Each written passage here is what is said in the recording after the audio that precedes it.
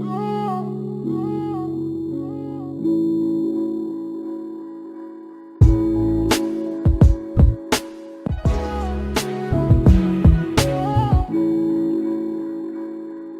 दोस्तों हमने पिछली क्लास में हेडिंग्स कर ली, टेक्स्ट ब्लॉक कर लिया, हमने रो को देख लिया, रो के बैकग्राउंड जो है उसको हमने देख लिया।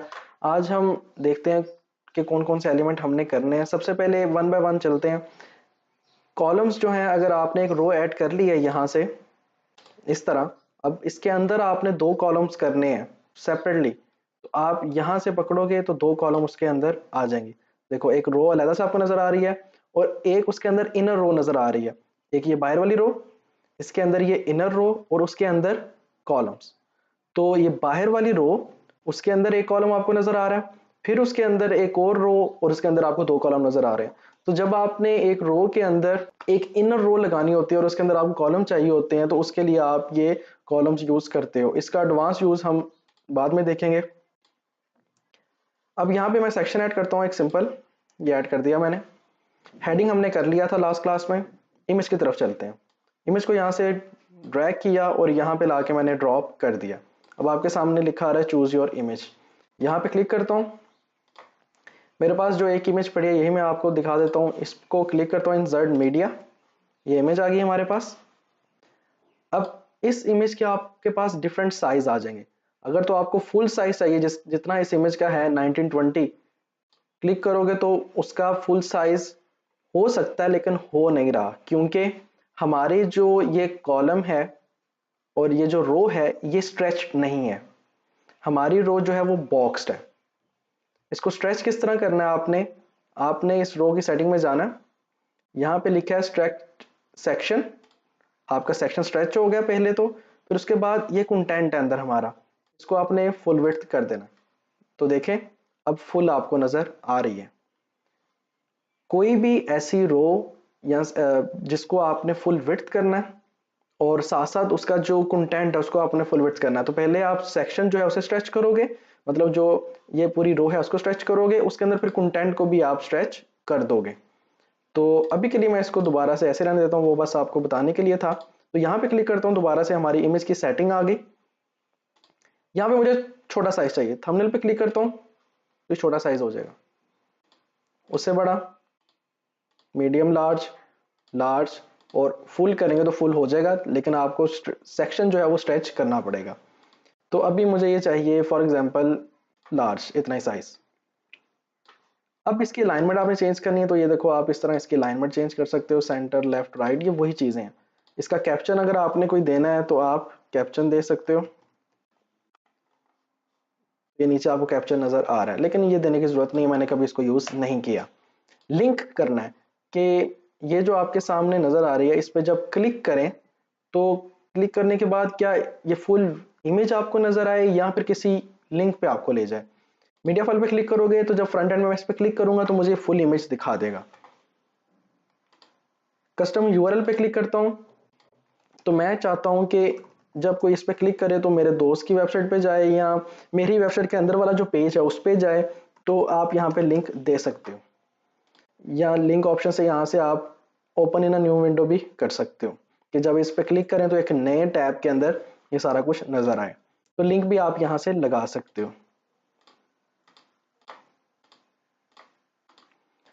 आप चाहते हो कि मीडिया फाइल पे क्लिक करूं तो यहाँ पे क्या लाइट बॉक्स आए कि ना आए, यस या नो कर सकते। लाइट बॉक्स क्या होता है, आपने फेसबुक पे देखा होगा, किसी इमेज पे आप क्लिक करते हो तो वो ओपन हो जाती है, बैकग्राउंड जो है वो डार्क, मतलब ट्रांसपेरेंट, थोड़ा सा डार्क हो जाता है और आपको आपकी जो इमेज है वो फ्रंट पे नजर आ रही होती है, तो उसे हम कहते हैं लाइट बॉक्स। लाइट बॉक्स करके देखते हैं, यस करता हूँ, सेव और एग्जिट टू व्यू पेज।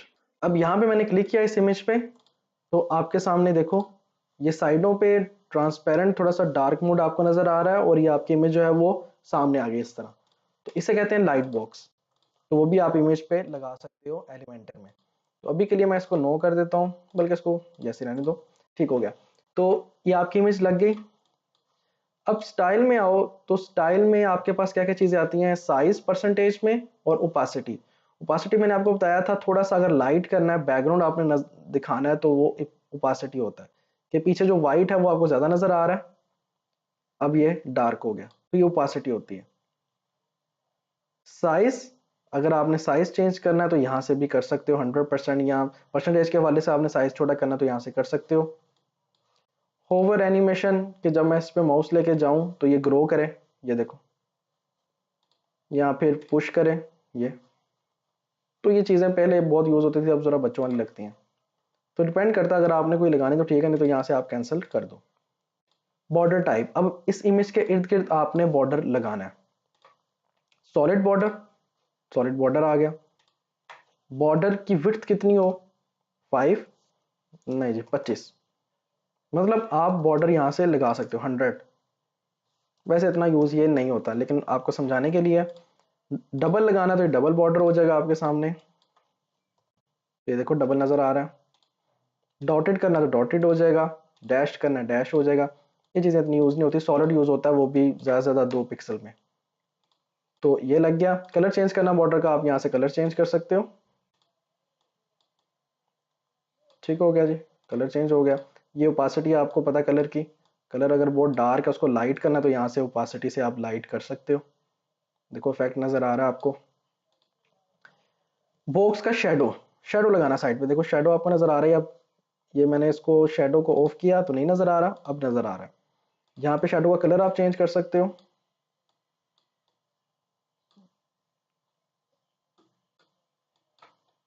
तो ग्रीन शेडो, ब्लर कर सकते हो, शेडो को ज़्यादा कम कर सकते हो, स्प्रेड कर सकते हो। तो ये सारे पंगे आपने खुद लेने हैं। कैप्शन में, जो कैप्शन आप यहाँ पे लिखते हो यहाँ पे, अब उस कैप्शन पे फॉर एग्जांपल मैं लिख देता हूँ सलीमी स्टाइल। अब उस कैप्शन का स्टाइल आपने चेंज करना है, मिड में करना है, राइट पे करना है, मिड में करना है, कलर चेंज करना है तो यहाँ से कलर चेंज कर दोगे, टाइपोग्राफी, फिर वही चीज़ें ये मैं आपको करा चुका हूँ।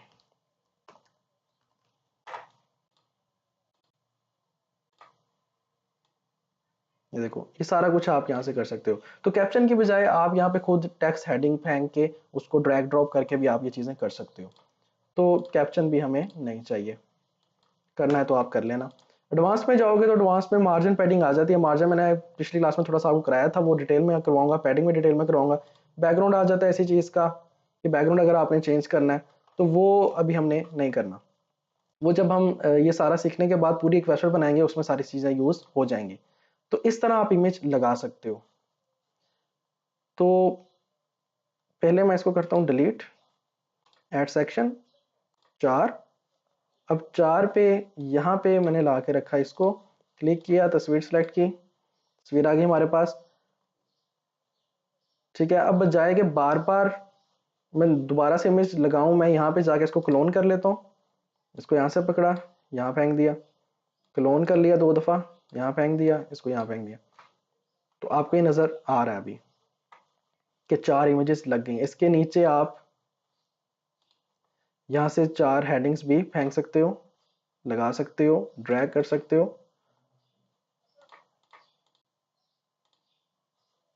ठीक है, तो जैसे सर्विसेज आपने वेबसाइट्स पे देखी होंगी, ऊपर तस्वीरें लगी होती है और नीचे उसकी सर्विसेज का नाम लिखा होता है। जैसे वर्डप्रेस ट्रेनिंग है, गेम डेवलपमेंट ट्रेनिंग है, तो वो आप इस तरह लगा सकते हो। अब मुझे इन सब के ऊपर एक गैप चाहिए, साथ जुड़ा हुआ है इसके बहुत। उसके लिए मैं क्या करूँगा, बजाय के हर एक के ऊपर एक एक मैं स्पेसर रखूँ, मैं एक ही रो पर लगाऊंगा। ये रो आ गई, इसको यहाँ से पकड़ा, रो मैं ऊपर ले आया, ये रो आ गई। इस पे मैं यहाँ से जाके स्पेसर लिखूंगा, यहाँ पे स्पेसर आ गया। स्पेसर को मैं हाइट दे दूंगा 125 की। देखो काफ़ी स्पेस हो गई, 125 ज़्यादा 75। तो वो अलहदा हो गया, ये अलहदा हो गया। अब मैंने इसके ऊपर लिखना सर्विसेज, तो यहाँ पे ला के लिखूंगा जी सर्विसेज दरमियान में। और टाइपोग्राफी से इसको जो जो आपने करना है, हमने जो सीखा हुआ है वो आप यहाँ से कर सकते हो।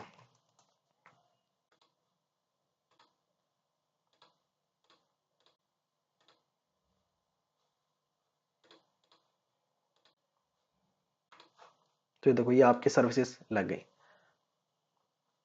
अब इसके ऊपर मुझे अबाउट अस का एक पैराग्राफ चाहिए। सेक्शन ऐड करूँगा, ये सेक्शन आ गया, इसको सबसे ऊपर रखा। अब यहाँ पे मुझे अबाउट अस का पैराग्राफ चाहिए। पहले तो मुझे सर्विसेज जैसा ही अबाउट अस लिखा हुआ आना चाहिए, तो सर्विसेज को यहाँ पे लेके जाऊँगा और ये मैंने कर दिया क्लोन, और इसको मैं उठा के यहाँ पे ले जाऊँगा और इसको यहाँ से सिंपल क्लोन कर लिया मैंने, बजाय कि दोबारा से सारा कुछ बनाने के लिए।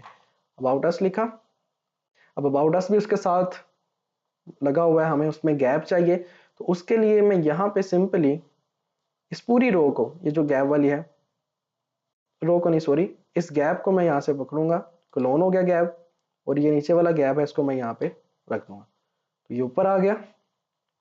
अब मुझे चाहिए जी अबाउट का पैराग्राफ, तो इसके नीचे टेक्स्ट एडिटर, ये पैराग्राफ आ गया, ये ज़रा छोटा है, इसको मैं कर देता हूँ copy paste copy paste copy paste, और इसको मैंने कर दिया स्टाइल से सेंटर में, और ये स्पेसर जो है काफ़ी ज़्यादा है, इसको मैं कर देता हूँ 50। जितना ऊपर दिया उतना ही नीचे स्पेस होनी चाहिए ताकि इक्वल लगे। देखो जी आपके सामने एक तस्वीर, उसके अंदर ये नज़र आ रहा है, इसको हम अभी रहने देते हैं, लास्ट क्लास में हमने किया था, ये अभी इतना अच्छा नहीं लग रहा। ये आपके पास एक तस्वीर नज़र आ रही है, नीचे अबाउट अस आपको नज़र आ रहा है, और नीचे सर्विसेज आपको नज़र आ रही है। तो लेआउट जो है वो आप इसी से बनाते हो, यही चीज़ें लगा लगा के इसी तरह वेबसाइट बनती है, लेकिन डिज़ाइनिंग जो है वो आपको ऐसा सा एक्सपीरियंस के साथ, यहाँ पे एक्सपीरियंस के साथ साथ आपको आती है। ठीक हो गया जी। इसके बाद हमें वीडियो चाहिए, तो सेक्शन ऐड करता हूँ, सिंपल वीडियो लगाई मैंने इस सेक्शन में। अब फिर देखो इसके साथ मतलब साथ जुड़ा हुआ है ये, और गैप बहुत ज़्यादा यूज़ होता है। इस गैप को दोबारा से मैं करता हूँ क्लोन, और इसको यहाँ से पकड़ के ये मैंने गैप दे दिया उतना ही जितना हर एक के दरमियान है। अब वीडियो यहाँ पे हमने लगा दी, यहाँ पे क्लिक किया, वीडियो आ गया आपके पास। YouTube की वीडियो लगानी है, Vimeo की वीडियो लगानी है, आपके ऊपर है। Vimeo भी एक सर्विस है YouTube की तरह, तो मुझे YouTube की वीडियो चाहिए, और यहाँ पे मैं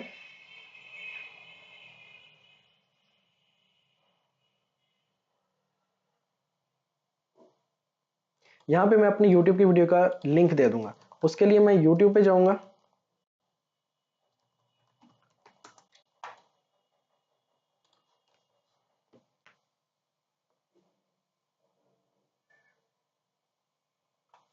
और यहाँ पे कोई भी मेरे पास लिंक है, इसको क्लिक करता हूँ ये वीडियो, और ये जो लिंक आ रहा है इसको कॉपी करूंगा और यहाँ पे लाके paste, control C control V, तो देखो ये मेरी वीडियो यहाँ पे आ गई। ऑटो प्ले, जब आपकी कोई वेबसाइट ओपन करे तो ये क्या ऑटोमेटिकली चलना शुरू हो जाए, तो ऑटो प्ले पे आप क्लिक कर सकते हो, मैं ये नहीं चाहता। सजेस्टेड वीडियो के, इस वीडियो के बाद सजेस्टेड वीडियो आए कि ना आए नज़र, वो आपके ऊपर है। प्लेयर कंट्रोल के नीचे प्लेयर का कंट्रोल बना नज़र आए कि ना आए। टाइटल ये वाला नज़र आए कि ना आए, ये देखो ये बंद करता हूँ तो वो आपको नज़र नहीं आएगा। कंट्रोल भी अगर नहीं चलाना तो कंट्रोल भी नज़र नहीं आएगा कि लोग जल्दी से इसको आगे ना ले जाएं। म्यूट करनी तो म्यूट कर सकते हो। इमेज ओवरले, देखो अभी ये चल रहा है, थंबनेल नज़र आ रहा है।